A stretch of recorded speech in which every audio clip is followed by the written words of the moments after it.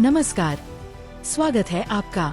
महिला आरक्षण संशोधन बिल पर लोकसभा को संबोधित करते हुए प्रधानमंत्री नरेंद्र मोदी ने कहा कि 21वीं सदी का भारत अब एक नए आत्मविश्वास, नई सोच और नए संकल्प के साथ आगे बढ़ रहा है।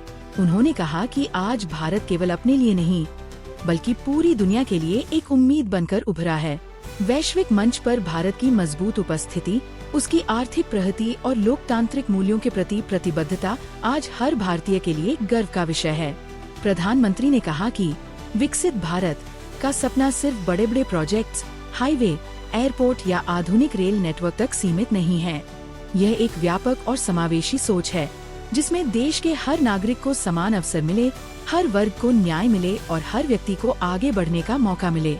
उन्होंने जोर देते हुए कहा कि हमारा लक्ष्य ऐसा भारत बनाना है जहां विकास का लाभ समाज के अंतिम व्यक्ति तक पहुंचे और कोई भी पीछे न रह जाए।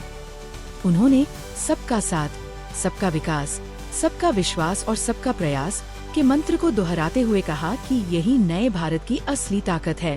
प्रधानमंत्री ने कहा कि जब 140 करोड़ देशवासी एक साथ मिलकर काम करते हैं तो कोई भी लक्ष्य असंभव नहीं रहता।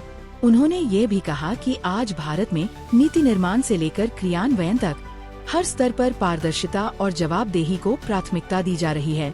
महिला आरक्षण बिल पर बोलते हुए प्रधानमंत्री ने कहा कि ये सिर्फ एक विधेयक नहीं, बल्कि देश की नारी शक्ति को सशक्त बनाने का एक ऐतिहासिक और क्रांतिकारी कदम है। उन्होंने कहा कि देश की लगभग 50% आबादी महिलाओं की है और जब तक उन्हें निर्णय लेने की प्रक्रिया में समान भागीदारी नहीं मिलेगी, तब तक भारत का विकास अधूरा रहेगा।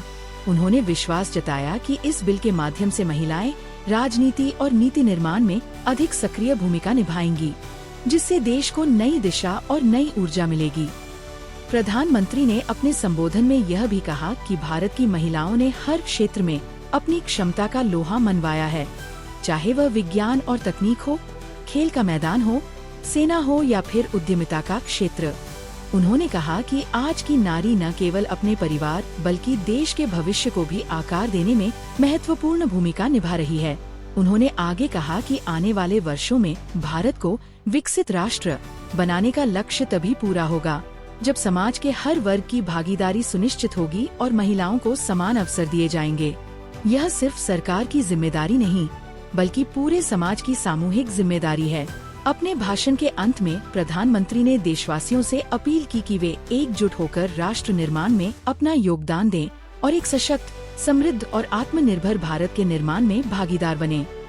अगर आपको ये जानकारी पसंद आई हो तो वीडियो को लाइक करें, अपने विचार कमेंट में जरूर बताएं और ऐसे ही लेटेस्ट न्यूज और अपडेट्स के लिए चैनल को सब्सक्राइब करना न भूलें।